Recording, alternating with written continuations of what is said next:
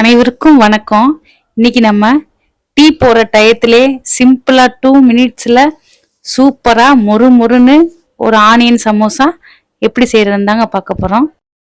இந்த சமோசா நம்ம கோதுமை மாவுல தான் ப்ரிப்பேர் பண்றோம். நம்ம வீட்டில் ரெடிமேட் சப்பாத்தி ஒரு சில நேரம் வச்சிருப்போம்.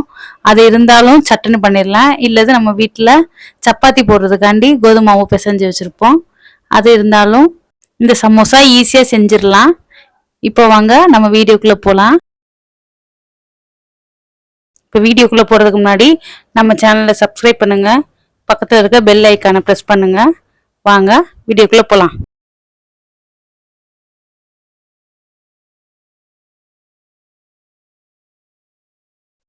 இப்போ நம்ம ஆனியன் சமோசா செய்யறதுக்கு ஒரு 100 கிராம் கோதுமை மாவு எடுத்து வச்சுக்கிறோங்க. எடுத்து வச்சுக்கிட்டு அதை நல்லா சப்பாத்தி மாவு பசத்துக்கு நல்லா பிசைஞ்சு வச்சுக்கிறோனுங்க.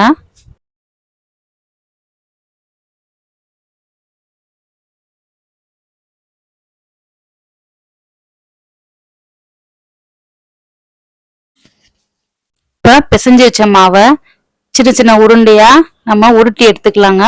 ஒரு சப்பாத்தி அளவுக்கு எவ்வளோ தேவையோ அந்த அளவுக்கு அந்த சைஸ்க்கு நம்ம உருட்டி இப்போ உருட்டி எடுத்த மாவை நம்ம சப்பாத்தி கட்டையில போட்டு சப்பாத்திக்கு தேய்க்கிற மாதிரி தேய்ச்சி எடுத்துக்கலாங்க.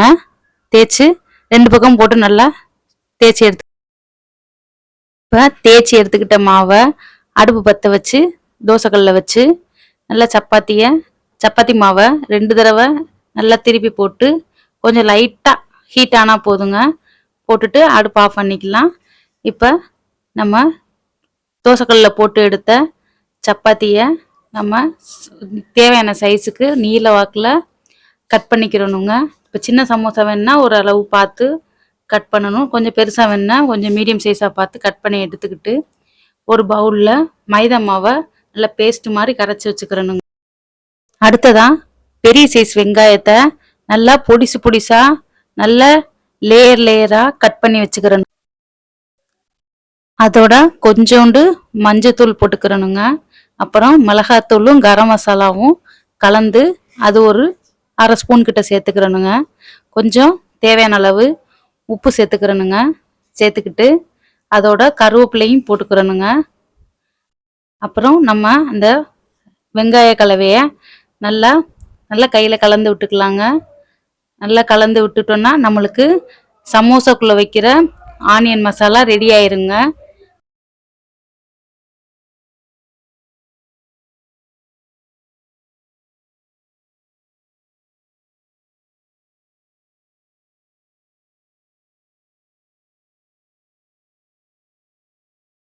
இப்போ நம்ம செஞ்சு வச்சிருக்க ஆனியன் மசாலாவை எடுத்து வச்சுக்கிட்டு நம்ம சப்பாத்தியாக போட்டு தோசைக்கல்லில் போட்டு எடுத்து வச்சிருக்கத கட் பண்ணி வச்சுக்கிறணுங்க. கட் பண்ணி வச்சுக்கிட்டு சமோசா ஷேப்பில் மடித்து வச்சுக்கிட்டு உள்ள ஸ்டஃபிங் இந்த ஆனியன் மசாலாவை போட்டு நம்ம மைதா பேஸ்ட்டை போட்டு ஒட்டி சமோசா ஷேப்புக்கு செஞ்சு வச்சுக்கிறணுங்க. நம்ம சப்பாத்தி மாதிரி ப்ரிப்பேர் பண்ணி வச்ச இந்த எல்லா சப்பாத்தி இதையும் இதே மாதிரி ஸ்டஃபிங் போட்டு நம்ம செஞ்சு வச்சுக்கிட்டோம்னா நம்ம எண்ணெயில் போட்டு எடுக்க சரியாக இருக்குங்க. ஈஸியாக இருக்கும். டக்கு டக்குன்னு போட்டு பொரிச்சு எடுத்தா ரெடி ஆயிருங்க நம்ம மொறுமொறுப்பான ஆனியன் சமோசா.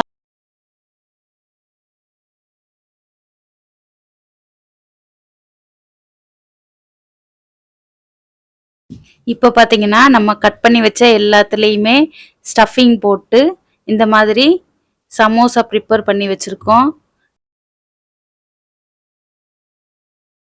இப்போ மடித்து வச்சிருக்க எல்லாத்தையுமே ஒரு பிளேட்டில் எடுத்துக்கலாங்க.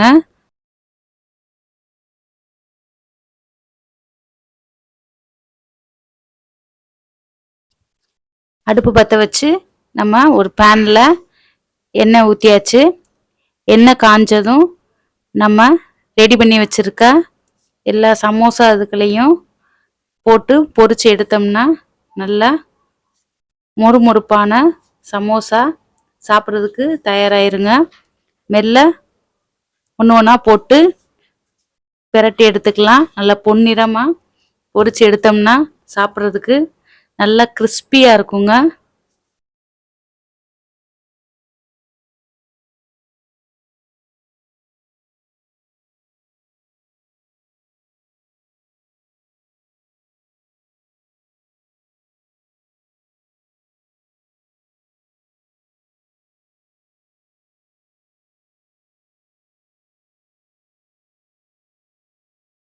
இப்போ நம்ம செஞ்சு வச்ச எல்லா சமோசாவையும் போட்டு நம்ம எடுத்தாச்சு.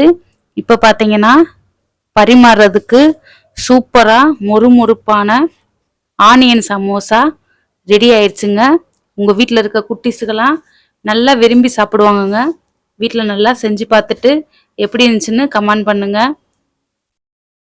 தேங்க்ஸ் ஃபார் வாட்சிங்.